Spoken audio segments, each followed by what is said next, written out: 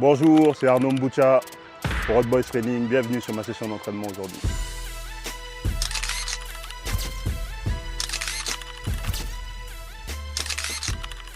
Dans cette nouvelle vidéo, je suis l'inside linebacker sur une cover 2. Donc la cover 2 qu'on coach, c'est la type Tempa. Tempa, qu'est-ce que c'est? La Tempa, c'est avec le mic qui est supposé soutenir dans le hall, pour aider les safety. Donc je rappelle là-dessus, quel est le point faible de la cover 2 à l'intérieur du terrain? C'est toute la zone située entre les deux hash-marks. Il y aura un safety qui sera positionné à l'extérieur de ce hash-mark, un autre safety à l'extérieur de celui-ci. Et le rôle crucial du mic sera de pouvoir monter pour pouvoir soutenir justement ce trou. Ce qu'on appelle le hall en zone. Donc du coup, je suis all player. Donc mon positionnement se trouve à 5 yards à l'intérieur de la boîte. Tout comme l'outside linebacker, je suis supposé lire course ou passe sur la ligne de scrimmage à travers le running back. Et ensuite, de chercher entre les deux receveurs numéro 2, qui est le tracé qui courra à l'intérieur dans le deep. On va commencer par le footing de l'inside linebacker. Le footing de l'inside linebacker, ce sera de monter pour sélectionner entre ces deux-là qui sera le tracé le plus vertical. Donc du coup, là-dessus, le footing de l'inside linebacker, c'est une fois qu'il a identifié que c'était une passe, il est supposé chercher d'un côté, est-ce que le numéro 2 est en train de courir un tracé vertical à l'intérieur? Sinon, chercher de l'autre côté, est-ce que le numéro 2 est en train de courir un tracé vertical à l'intérieur? Donc c'est ce que moi, personnellement, j'appelle climb technique. Climb comme monter. Donc du coup, là-dessus, qu'est-ce que ça donne en place? 7, go. 1, 2, 1, 2. Et une fois que j'ai identifié, je replace et je le prends pour l'accompagner dans ma zone. 7, go.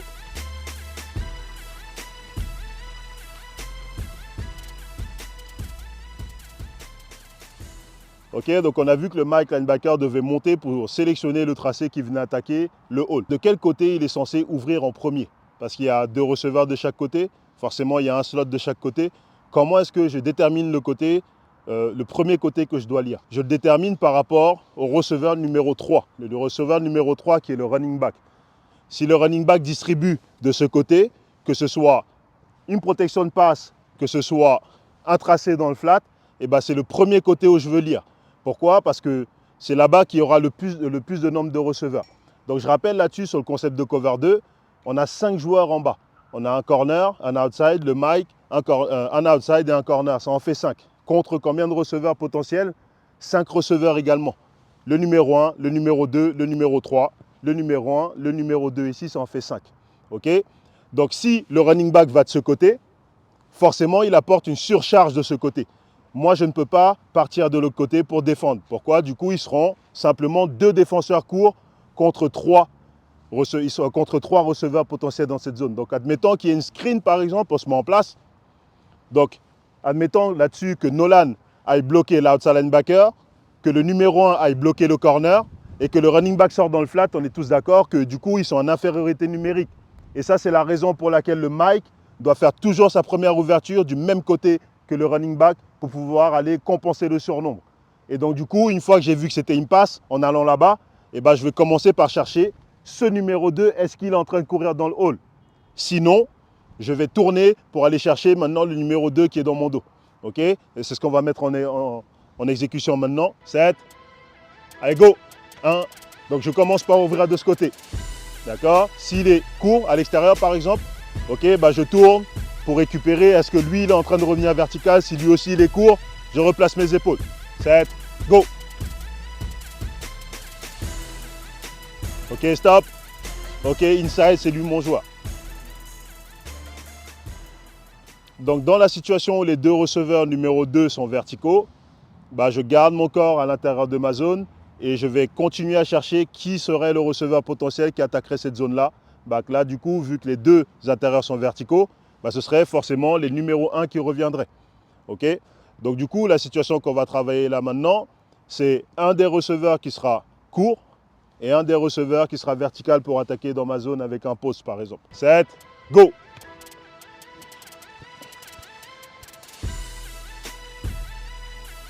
C'est lui. Et donc du coup là-dessus, ce que je veux, c'est pareil, travailler en dessous et pas au-dessus parce qu'on a un safety potentiellement qui reviendrait intercepter la balle si je suis lobé. C'est go. Out, out, out. In, in, in, in, in. La toute dernière situation qu'on va voir dans cette vidéo, ce sera un conflit dans les hash marks. Donc un conflit, qu'est-ce que c'est? Les deux receveurs vont courir dans les hash marks à des niveaux différents.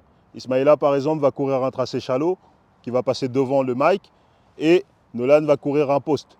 Donc là-dessus, sur les premières vidéos, ceux qui avaient regardé pour les vidéos de la cover 3, on parlait de no cover zone. Qu'est-ce que c'est no cover zone? C'est qu'on ne plonge pas sur les tracés entre 0 et 5 yards.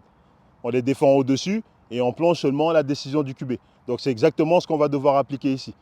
Le but étant de toujours pouvoir défendre le tracé le plus profond, limiter le gain le plus long, d'accord, et concéder le gain le plus court. Donc on va voir ça dans cet exemple. 7, go! In. Ok, je vois lui qui est vertical, je vais me replacer en dessous de la verticale. Et là, c'est le curl player qui sera supposé le récupérer, celui-là. 7, go! Ok, in. Out. Curl player. Et moi, je viens récupérer directement le tracé qui court à l'intérieur ici. En synthèse pour cette vidéo, qu'est-ce qu'on a vu pour le Mike et l'inside linebacker? On a vu que sa zone, c'était le hall, d'accord? C'était de supporter justement la zone faible sur le terrain qui se trouve dans le hall. On a vu ensuite qu'il avait un choix d'ouverture à faire par rapport au nombre de receveurs qu'il y avait sur le terrain. Donc le côté où il y a 3 receveurs potentiels, c'est le côté que je vais lire en premier, d'accord? Ensuite, la dernière chose, on a vu que lorsqu'il avait un conflit dans sa zone, lorsqu'il avait un tracé court et un tracé au-dessus, il devait forcément choisir de travailler sur le tracé qui était au-dessus pour limiter les gains longs, okay, et pouvoir redescendre, plaquer les gains courts. Encore une fois, ces vidéos sont faites pour tout type de public, débutants, experts. Si tu as besoin de revoir tes bases, n'hésite pas à me questionner, n'hésite pas à commenter ou à m'envoyer un message si tu as des interrogations par rapport à tout ce que tu as pu voir aujourd'hui. C'était Hot Boys Training, à bientôt pour une prochaine session d'entraînement.